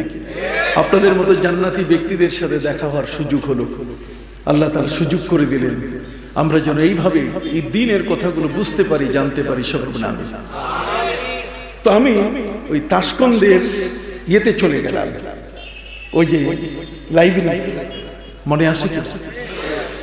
তাসকন্দের লাইব্রেরিতে যাওয়ার পরে আমি লাইব্রেরিয়ানকে বললাম যে তোমার এই লাইব্রেরিতে কি আমার কোরআন আছে? বলছে সব ধর্মগ্রন্থ আছে, মেমোরিতে ধরা, টিপলেই বটন দাবলেই স্ক্রিনে ভেসে উঠবে, টেলিভিশনের পর্দায় পুরা ধর্মগ্রন্থটা চলে আসবে। সম্মানিত শুধু আমি রামায়ণের সুইচ দাবলাম, দেখি অর্ধ উলঙ্গ একটা মানুষ, মাথা থেকে কোমর পর্যন্ত কোনো কাপড় নাই, নিচে আছে একটা ধুতি, এটার উপরে একটা কাঠের ছোট্ট পাতলা তক্তা, ওইটার উপরে লেখা ये भानु भक्त है, ये रामायण का रचयिता है। ইনি ভানু ভক্ত, ইনি রামায়ণ রচনা করেছেন। আমি দেখার পরে এরপরে আমি জিন্দা বিস্তার সুইচ দাবলাম, জিন্দা বিস্তার বের হয়ে আসলো। এরপরে আমি সুইচ দাবলাম ওল্ড টেস্টামেন্ট, নিউ টেস্টামেন্ট, ঠিক এমনি করে ত্রিপিটকের যে সুইচ সাথে সাথে স্ক্রিনের মধ্যে একটার পর একটা শো করা শুরু করলো, বের হওয়া শুরু করলো। আমি দেখলাম সবার শেষে আমি আল কোরআনের সুইচ দাবলাম। সুবহানাল্লাহ। যখন আল কোরআনের সুইচ দাবলাম, দাববার সাথে সাথে কোরআন বের হচ্ছে না। এতক্ষণ যত ধর্মগ্রন্থ সুইচ দাববার সাথে সাথে তাদের সার্ভার ফাস্ট, এত নেটওয়ার্ক তাজা, দাববার সাথে সাথে তাদের ধর্মগ্রন্থ এসে গেছে। কিন্তু কোরআনের সুইচ দাববার সাথে সাথে কোরআন বাইর হয় না, বরং ওই স্ক্রিনের ভিতর থেকে আমার প্রতি নোটিশ আসলো। কি নোটিশ? ডোন্ট টাচ মি, তুমি আমাকে স্পর্শ করো না। লাল লেখা দিয়ে আমাকে নোটিশ করলো কোরআন, ডোন্ট টাচ মি, তুমি আমাকে স্পর্শ করো না। আমি বুঝতেছি না, এতক্ষণ যতগুলো ধর্মগ্রন্থ দেখলাম, বটন দাবলাম, কেউ আমাকে বলে নাই ডোন্ট টাচ মি। কিন্তু কোরআন যখন আমি খুললাম, এই কোরআনের স্ক্রিন আমাকে সতর্ক করলো, খবরদার তুমি আমাকে স্পর্শ করো না। আমি অপেক্ষা করতে না করতেই নীল বর্ণের লেখা প্রশ্নবোধক আমার স্ক্রিনে ভেসে উঠলো। সে আমাকে প্রশ্ন করছে, হ্যাভ ইউ উযু? তোমার কি উযু আছে? হ্যাভ ইউ উযু? তোমার কি উযু আছে? আমি অবাক হয়ে গেলাম, কিরে এতক্ষণ যাবত যত ধর্মগ্রন্থ দেখলাম, কেউ তো আমাকে উযুর কথা কয় নাই। এরপরে সর্বশেষ ফাইনাল নোটিশ সবুজ কালিতে চলে আসলো, ডোন্ট টাচ মি উইদাউট উযু। সাথে সাথে মহাগ্রন্থ আল কোরআনের সেই আয়াত আমার মনে পড়ে গেল। আমার আল্লাহ বলেন, ইন্নাহু লাকুরআনুন কারীম ফি কিতাবিন মাকনুন লা ইয়ামাসসুহু ইল্লাল মুতাহহারুন। অনারবল কোরআন, এটি হচ্ছে মহাসম্মানীয় একখানা কিতাব। এটা আল্লাহর কালাম, এখানে আল্লাহর কালাম, আল্লাহর বাণী এখানে আছে। কাজে এটার দাম অনেক বেশি, এটা বিনা উযুতে ধরা যাবে না। এটা বাদশাহ সালমানের বাণীর চেয়ে, তার চিঠির চেয়ে এই কোরআনের প্রত্যেকটি হরফের দাম কোটি কোটি গুণে কি বেশি। আর মৌলবী ওয়াজ করে শোনাচ্ছে বিনা উযুতে ধরা যাবে, বিনা উযুতে। রাজা বাদশার কাছে নবী চিঠি লিখছেন। তুমি কি জানো রাজা বাদশার কাছে নবী যে চিঠি লিখছেন, সেখানের যে বর্ণ সংখ্যা আর কোরআনের বর্ণ সংখ্যা, তার চেয়ে ওই সংখ্যাটা বেশি। কথা বল না। নবী তাকে যে প্রশ্নগুলো করছেন, আসার জন্য আহ্বান করেছেন, কোরআনের আয়াতের অক্ষর সংখ্যার চেয়ে এগুলোর সংখ্যা কি বেশি। যদি বেশি হয় তাহলে বিনা উযুতে সেটা ধরা যাবে। সমস্ত আলেম অলরেডি ডিসাইডেড, এ ব্যাপারে একমত হয়েছে। কি বলেন ঠিক কিনা? এখন নতুন মৌলবী নয়া নয়া কথা কয়। আপনি কি নয়া নয়া কথা শুনবেন? দরকার আছে? এতদিন কি সব ফালতু কথা হয়েছে? হ্যাঁ বলেন, এতদিন কি কোনো ফালতু কথা হয়েছে? না, কোনো ফালতু কথা হয় না। আমার ভাইরা, প্রফেসর তাকাসুনের কথা বলতেছিলাম। তিনি তার স্ত্রীকে বললেন, স্ত্রীরে, এমন কোন ধর্মগ্রন্থ নাই যেটা আমি পড়ি নাই, তবে মুসলমানের কোরআনটা আমি এখনো শুনি নাই। তুমি একজন লার্নেড হুজুর নিয়ে আসো, একজন আলেম নিয়ে আসো। আলেম নিয়ে আসলেন। আসার পরে তার স্ত্রী তার স্বামীর আশা, তার আগ্রহ পূর্ণ করছেন। স্ত্রী এই শিক্ষিত আলেমের দিনকে এনে বলছে, আপনি একটু আমার স্বামীকে কোরআন পড়ে শোনান, তাকে তর্জমা করে শোনান। কোরআন পড়তে গিয়ে সূরা ফাতিহার একটা আয়াত মাত্র পড়ছে। কয়টা আয়াত? পড়ুন। বিসমিল্লাহির রহমানির রহিম, আলহামদুলিল্লাহি রাব্বিল আলামিন। একটা আয়াত পড়ার পরে সেই শিক্ষিত আলেম, লার্নেড হুজুর, তিনি তর্জমা করলেন, সমস্ত প্রশংসা কার? আল্লাহর, যিনি বহুমাত্রিক জগতের, অসংখ্য জগতের রব। প্রফেসর তাকাসুন তিনি বললেন, হুজুর কাছে আসে। হুজুর বলছেন, কাছে যাবো কেন? আমি কি অপরাধ করছি? কয় হাত দেন। হাত দিব কেন? কয় দেন না হাতটা। উনি হাত বাড়িয়ে দিলেন। আপনি দয়া করে আমাকে কালিমা পড়ে মুসলমান বানান। হুজুর জিজ্ঞাসা করলেন, প্রফেসর তাকাসুন, এই গোটা কোরআন কত মানুষ পড়ে, তারপরও এলেমের হেদায়েতের নূর তার কলবে জ্বলে উঠে না। বাবু গিরিশচন্দ্র সেন গোটা কোরআনের বাংলা তর্জমা করছে। কত পড়া? গোটা কোরআনের বাংলা কি অনুবাদ করেছেন, তর্জমা করেছেন, তারপর তো ইমানের নূরটা জ্বলে উঠল না। তা আপনি সূরা ফাতিহার মাত্র একটা আয়াত, 6666 আয়াতের মধ্যে একটা আয়াত আপনি শুধুমাত্র শুনলেন, এতেই আপনার ইমানের নূর জ্বলে উঠল। কারণ কারণ মানে এই একটা আয়াতের মধ্যে, আমি একজন অধ্যাপক মানুষ, আমি বস্তির মানুষ না, কথা বল না, আমি একজন শিক্ষিত ব্যক্তি, আমি তর্জমায় বুঝে ফেলেছি যে একটা আয়াতের মধ্যে কি মহাসাগর লুকানো আছে। উনি বলছেন, সকল প্রশংসার মালিক। সবাই কিন্তু সব প্রশংসার মালিক হইতে পারে, কিন্তু সকল প্রশংসার মালিক কে? যদি দাঁড়ান, কে একটা প্রশ্নবোধক চিহ্ন যদি টানা হয়, সকল প্রশংসার মালিক কে, তাহলে এটার উত্তর পাইতে 100 পৃষ্ঠা 500 পৃষ্ঠা দূরে গিয়ে পাইতে হবে তা নয়, বরং সাথেই দেওয়া আছে লিল্লাহ, আলহামদুলিল্লাহ। দেখেন, প্রশ্ন যদি করা হয় আলহামদু, সমস্ত প্রশংসা কার, তাহলে উত্তর সাথেই দেওয়া আছে কি? লিল্লাহ, আল্লাহর। যদি প্রশ্ন করা হয় আল্লাহকে, তাহলে তার উত্তর সাথেই দেওয়া আছে, তিনি হলেন রব। তিনি কি? রব মানে লালনকারী। লালনকারী কাকে বলে? যিনি কোন শিশু জন্ম যখন নেয়, কোন শিশুর মাথাটা যখন মায়ের গর্ভ থেকে পৃথিবীতে আসা শুরু করে, তার 7 মাস আগের থেকে যিনি মায়ের বুকের দুধ ওই শিশুটির খাবার গরম করতে থাকেন, তিনি হলেন রব। সম্মানিত সুধী ভাইরা আমার, তিনি কতটুকু জায়গার রব? যতটুকু জায়গা আমার মেম্বার সাহেব আছেন, ওয়ার্ডের মেম্বার, আল্লাহ কি অতটুকু জায়গার রব? একজন চেয়ারম্যান সাহেব যে একটা ইউনিয়নের কয়েকটা ওয়ার্ড মিলে, আমার আল্লাহ কি অতটুকু জায়গার রব? একজন এমপি সাহেবের যতটুকু জায়গা, আমার আল্লাহ কি ততটুকু জায়গার রব? কতক্ষণ না? তাহলে আমার আল্লাহ কি? রব্বুল আলামিন। 90,000 আলম সৃষ্টি, সৌরজগৎ বলেন, ভূমণ্ডল বলেন, সৌরমণ্ডল বলেন, এয়ার স্পেস বলেন, জগতের মধ্যে যা কিছু আছে তার সবটার মালিক কে? এর লালনকারী কে? আল্লাহ।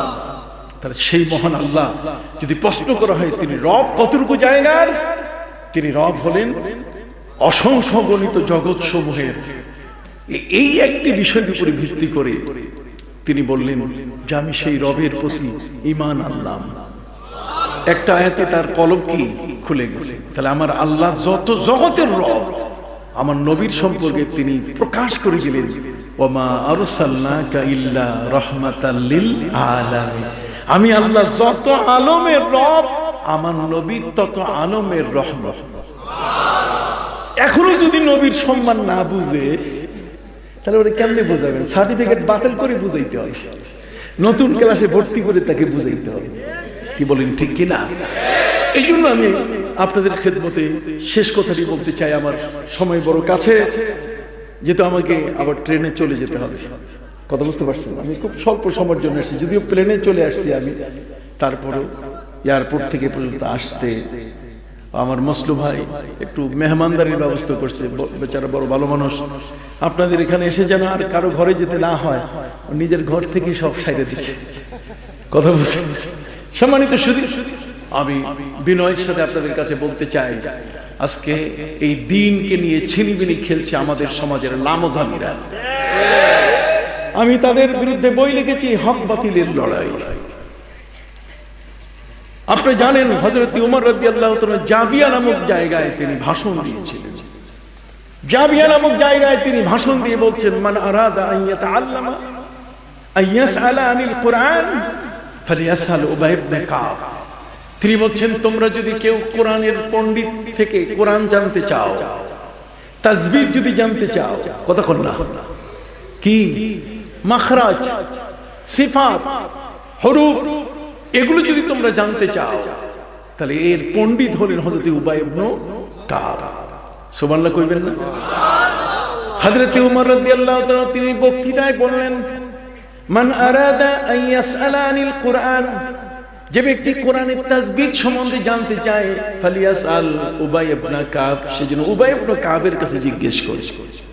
ওমান আরাদা আন ইয়াসআলা আনিল ফারাইজ, মৃত্যু পরবর্তী ওয়ারিসদের মধ্যে সম্পদ বন্টন, এটার উপরে যদি কেউ জানতে চায়, তাহলে ফালিয়াসাল যায়েদ ইবনে সাবিত, সেজন্য যায়েদ ইবনে সাবিতকে জিজ্ঞাসা করে। উনি হলেন এই উত্তরাধিকার যারা, তাদের কাছে সম্পদ কিভাবে বন্টন করতে হবে এটার মহাপণ্ডিত তিনি। সুবহানাল্লাহ। ওমান আরাদা আন ইয়াসআলা আনিল ফিকহ, কেউ যদি মাসলা মাসাইল সম্পর্কে জানতে চায়, একটা মাসলা, কত বল না, কি মাসলা যদি জানতে চায়, এই মাসলা সম্পর্কে জানতে চাইলে কেমন মাসলা একটা বলবো। আহলে হাদিসদের কাছে এই প্রশ্নটা রেখে গেলাম, যদি বুকে সাহস থাকে, আমি তো এলাকায় আসি, তাহলে আমার সামনে দাঁড়াইয়ে উত্তর দিবেন। আমি প্রশ্ন রেখে গেলাম, একজন ব্যক্তির 3টা মেয়ে এক রাতে বিয়ে দিছে। কয় মেয়ে? 3জন জামাইকে এক খরচে বিদায়, খরচ একটা। 3 জামাইয়ের জন্য 3বার অনুষ্ঠান না, এক অনুষ্ঠানে 3 মেয়ের বিয়ের সম্পাদন তিনি করেছেন। অতএব 3 জামাই আসছে তার 3 মেয়েকে বিয়ে করতে, যথাযথভাবে বিয়ে হয়েছে। রাতে শ্বশুর বাড়িতে জামাই মেয়ের বাসর হলো। ফজরের সময় দেখা গেল যে বউ বদল হয়ে গেছে, স্ত্রী কি হয়ে গেছে, বদল হয়ে গেছে। যেই স্বামীর কাছে তার স্ত্রী থাকার কথা, এটা না হইয়া অন্য আরেক বোন চলে আসছে। কতক্ষণ আপনি কি বুঝেন নাই? বউ কি হয়ে গেছে, বদল হয়ে গেছে। তার মানে যার স্বামী তার বউ তার কাছে রাত থাকে নাই। এখন বিয়া টিকবে কিনা আহলে হাদিসদের কাছে প্রশ্ন। এই বিয়ার ফয়সালা কি হবে আপনাদেরকে দিতে হবে। যদি না হয় তাহলে আসেন আপনার মাযহাব মানতে হবে। কি মানতে হবে? মাযহাব মানতে হবে। 3 জন ব্যক্তি, একজনের গায়ের উপরে সাপ পড়ছে। একটা কি পড়ছে? সাপ পড়লে কি চুপ করে থাকে? হাত উঁচা করে সাপকে দিছে ফালাইয়া, যাই আরেকজনের গায়ে পড়ছে। দ্বিতীয় জন তার গায়ে পড়ার সাথে সাথে উস্কাইয়ে সে ফালাই দিছে, যাইয়া তৃতীয় জনের গায়ে পড়ছে। তৃতীয় জনের গায়ে পড়াতে সাপ গরম হয়ে গেছে, তৃতীয় জনকে দংশন করছে। তৃতীয় ব্যক্তি মারা গেল। কারণ দায়ী কে? তৃতীয় ব্যক্তি নিজে দায়ী না দ্বিতীয় ব্যক্তি দায়ী না প্রথম ব্যক্তি দায়ী? কাকে দোষারোপ করা হবে? আহলে হাদিস সাহেব একটু কর। মরণোত্তর চক্ষু দেন, কিডনি ট্রান্সপ্লান্ট, কতক্ষণ না। এই যে কতগুলো বিষয় হচ্ছে, কোন হাদিসে আছে আপনি দেখান। আপনি তো আহলে হাদিস হয়ে গেছেন। এই যে রক্তদানের যে ব্যাপারটা, একটা মুমূর্ষু রোগীকে রক্ত দেওয়া হচ্ছে, আপনি কোন হাদিসে আছে আপনি দেখান তো। স্ত্রী তার স্বামীকে রক্ত দিচ্ছে, আবার নতুন করে আমাদের কাছে মাসলা চলে আসছে। আপনারা দেখবেন বিশাল লেখালেখি শুরু হয়ে গেছে। আর সেটা হলো যে হিউম্যান মিল ব্যাংক, তার মানে কোন নারী যদি তার বাচ্চা মারা যায়, জন্ম দেওয়ার সময় একটা শিশু মারা গেল, মায়ের বুকে এখন দুধ, এই পর্যাপ্ত দুধটাকে সে ব্যাংকে জমা রাখতে পারে। যদি অন্য কোনো শিশু এমন হয় যার মা মারা গেছে কিন্তু শিশুকে দুধ পান করার কেউ নাই, এই দুধটা ব্যাংকে রেখে, যেমন ব্লাড ব্যাংক, রক্ত সংগ্রহ করে যার প্রয়োজন তাকে রক্ত দেওয়া হয়, তাহলে এই দুধটা ব্যাংকের ব্যাগের মধ্যে সংরক্ষণ করে এমন কোন শিশুকে দেওয়া যাবে কি না। এটাকে বলা হচ্ছে হিউম্যান মিল্ক ব্যাংক। এটার উপর আমরা এখন কাজ করতেছি। কতক্ষণ না এটার উপরে কি আহলে হাদিসদের প্রশ্ন, এটার বেলায় কি উত্তর দিবেন আপনি? কথা বলেন, কি উত্তর দিবেন আপনি? যদি আমরা ঠিক মতো ব্যাগটাকে চিহ্নিত করতে পারি, যে মা দুধ পান করাবে যদি তার আইডি, ন্যাশনাল আইডির মধ্যে যদি যে বাচ্চা দুধ পান করছে সেটাকে যদি এন্ডোজ করে দেওয়া হয়, ইনক্লুড করে দেওয়া হয়, যখন মায়ের ওই ন্যাশনাল আইডি কার্ড সার্চ দেওয়া হবে, সাথে সাথে কাকে কাকে দুধ পান করেছে তাদের নাম চলে আসবে। কথা বলেন, যে শিশুরা এই অবস্থায় দুধ পান করেছে ঠিক সেই শিশুদের যে কার্ড হবে, ব্লু বুক, এই ব্লু বুকটা যখনই সার্চ করা হবে, যখনই কম্পিউটারে ধরা হবে, সাথে সাথে পুরোটা সেখানে বেরিয়ে আসবে যে কোন মায়ের সে দুধ পান করেছে। তাহলে এটা জায়েজ হবে না জায়েজ হবে? আপনি হাদিস দিয়ে দেখান দেখি। তখন আমি নাও জানি, কতক্ষণ আমি এটা জানি না, না জানলে ফাসালু আহলাজ যিকরি ইন কুনতুম লা তাআলামুন। জানো না যেহেতু, যে জানে তার কাছে জানো, এটার নাম মাযহাব। এটার নাম কি? মাযহাব। সুবহানাল্লাহ। হযরত ওমর রাদিয়াল্লাহু তাআলা বলছেন, যদি কেউ মাসলা মাসাইল জানতে চায় ফালিয়াসাল মুআয ইবনে জাবাল, সে যেন মুআয ইবনে জাবালের কাছে জানে, তিনি হলেন মাসলা মাসাইলের মহাপণ্ডিত। ওয়া মান আরাদা আন ইয়াসআলা আনিল মাল, আর কেউ যদি রাষ্ট্রের সম্পদ সম্বন্ধে জানতে চায় তাহলে ফালিয়াসালনি, তাহলে সে যেন আমাকে জিজ্ঞাসা করে, যেহেতু আমি রাষ্ট্রের মালিক, কাজে আমি রাষ্ট্রের সম্পদের খবর তোমাদের দিতে পারবো। তাহলে বোঝা গেল লিকুল্লি ফান্নিন রিজাল, এক এক দলে এক এক বিষয়ে এক একজন মহাপণ্ডিত আছে, এই পণ্ডিতদেরকে সম্মান করতে হবে। আমাদের মাযহাবী পণ্ডিত ইমাম আবু হানিফা, কথা কর, ইমাম শাফি, ইমাম মালিক, ইমাম আহমদ বিন হাম্বল, ওয়া কুল্লুহুম মির রাসূলিল্লাহি মুলতামিসুন গারাফান মিনাল বাহর ওয়া রাশাফান মিনাল দিয়ান। সবাই নবীর জ্ঞানের মহাভান্ডার নিয়ে মন্থন করে সেটাকে এস্টাবলিশ করে গেছে। কাজে এখানে নবী করিম সাল্লাল্লাহু আলাইহি ওয়াসাল্লামকে হেয় প্রতিপন্ন করা তাদের কোনো উদ্দেশ্য ছিল না। কাজে আমাদের আল্লামা সাহেব কেবলা রহমতুল্লাহ আলাইহি মাযহাব শিখাই গেছেন কিনা, নবীর প্রেম শিখাই গেছেন কিনা। যদি শানে ফুলতলি যদি এত সুন্দর হয়, তাহলে শানে রাসূল হবে কত সুন্দর। এই যে কিছু আগে আমার আলোচনার শুরুতে শানে ফুলতলি যেভাবে বলা হলো, যে সুন্দরভাবে তাকে ফুটিয়ে তোলা হলো, তাহলে শানে ফুলতলি যদি এত সুন্দর হয়, তাহলে আমার নবীর শান কত সুন্দর হইতে পারে। খবরদার, বাইরের সবার কথা শুনলে হিসাব নিশাব করবেন যে এখনো কিন্তু আলেমরা বেঁচে আছে, আপনাদের জন্য আমি সালেহি এখনো বেঁচে আছি। কত বলেন ঠিক? আল্লামা সাহেব কেবলা রহমতুল্লাহি আলাইহি সাহেব জালাগণ বেঁচে আছে, এই সমস্ত ওলিয়া উলিয়া পীর মাশায়েখ সারসিনা, ফুরফুরা, ফুলতলি, জনপুরি আমরা আছি। কাজে লামাযাবি হওয়ার কোনো প্রয়োজন নাই। আল্লাহ আমাদের হেদায়েত নসিব করে দেন, সকল বলেন আমিন। আমি তো বলেই দিয়েছি বেহেশতে পুরুষ হুর পাবে, নারীরা কি পাবে? হায় হায় হায়, নারীদেরকে কি দিতে চান বলেন? এমনি সারা দুনিয়ায় বোনকে জমি দেয় না, ফুপুকে বঞ্চিত করে, কি আছে না একদল বাটপার আছে কিনা? বোনের সম্পদ দেয় না, বোনকে শহরের সম্পদ দেয় না, দেয় গ্রামের কবরস্থান, যাতে জীবনে কোনোদিন সেখানে এক মুষ্টি চাউল ধান আবাদ করতে না পারে। আমার আল্লাহ বলছেন ওয়ালাকুম ফিহা মা তাশতাহি আনফুসুকুম ওয়ালাকুম ফিহা মা তাদউন। জান্নাতীরা যখন জান্নাতে গিয়ে বিভোর হবে, তখন পুরুষ জনে গিয়ে আল্লাহ জিজ্ঞেস করবেন পুরুষদেরকে, রে জান্নাতীরা, আমি তোমাদের জন্য ওয়াদা করেছি জান্নাত দেওয়ার পরও আমি অফার দিব, আর কি চাও সেগুলো দিয়ে দিব। কাজে জান্নাতে ঢুকছো, আরামে আসো, এখন আর কি চাও? তো পুরুষরা বলবে যে আল্লাহ আরো বউ দেন, আরো স্ত্রী দেন, আরো হুর দেন, আরো গেলে মান দেন। কথা বলো। আল্লাহ বলছে ঠিক আছে নাও। এখন স্ত্রী তাকে জিজ্ঞেস করবে, রে নারীরা, ওয়ালাকুম ফিহা মা তাশতাহি আনফুসুকুম ওয়ালাকুম ফিহা মা তাদউন, তোমাদের জন্য তো অফার দিয়েছি যে জান্নাতে প্রবেশ করার পরে যা চাইবে তাই দিবে, কি চাও? তখন নারীরা বলবে যে আল্লাহ কিচ্ছু চাই না, হুর গেলমান কিচ্ছু চাই না, আমার স্বামীটাকে এনে দেন। এই জন্য বউ পিটাবেন না, খবরদার। বউকে হাত দিয়েন না, খবরদার ঠ্যাঙ্গা গুতা দিয়েন না। মাঝে মধ্যে একটু খেদমত করেন, আবার কদম বুসি করেন, তাহলে কিন্তু অবস্থা খারাপ। কথা বুঝতে পারছেন? সম্মানিত ভাইরা, আপনাদের খেদমতে আরজ করতে চাই, কাজী নারীরা কিয়ামতের ময়দানে তার স্বামীকে পাবে। কাকে? স্বামীকে। প্রশ্ন করা হয়েছে ডক্টর জাকির নায়েক সম্বন্ধে আপনার মন্তব্য কি?